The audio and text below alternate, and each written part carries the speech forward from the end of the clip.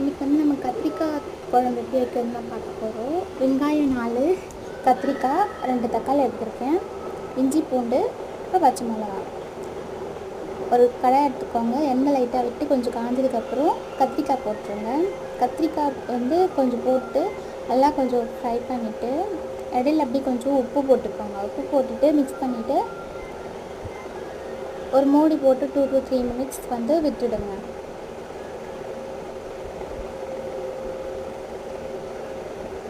நல்லா வதங்கிடுவோம். வதங்கினதுக்கப்புறம் நீங்கள் வந்துட்டு கொஞ்சம் ப்ரௌனிஷ் கலரில் வரும். வந்ததுக்கப்புறம் நெக்ஸ்ட்டு அது வதங்கிட்டு ஓரமாக வச்சுடுங்க. வச்சதுக்கப்புறம் ஒரு கடாய் எடுத்துகிட்டு எண்ணெய், கடுகு, சோம்பு, சீரகம்,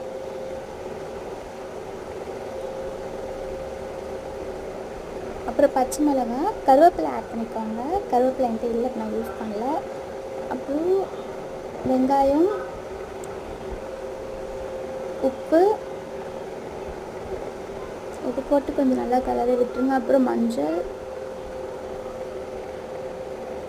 இஞ்சி பூண்டு பேஸ்ட் ஆட் பண்ணிக்கோங்க. கரம் மசாலா, சில்லி பவுடர் கொஞ்சம், ரெட் சில்லி பவுடர் கொஞ்சம் ஆட் பண்ணிக்கிட்டேன். அப்புறம் மிளகாத்தூள் கொஞ்சம் நல்லா மிக்ஸ் பண்ணிவிட்டு தக்காளி கொஞ்சம் அப்படியே கிண்டி விட்டுட்டு நீங்கள் வந்துட்டு மூடி போட்டு வச்சுருங்க. மூடி போட்டு இப்படி பார்த்தீங்கன்னா கொஞ்சம் திக்கியாக கொஞ்சம் கிரேவி மாதிரி கிடைக்கும். அப்போ வந்துட்டு நீங்கள் வந்து கத்திரிக்காய் ஆட் பண்ணிக்கோங்க.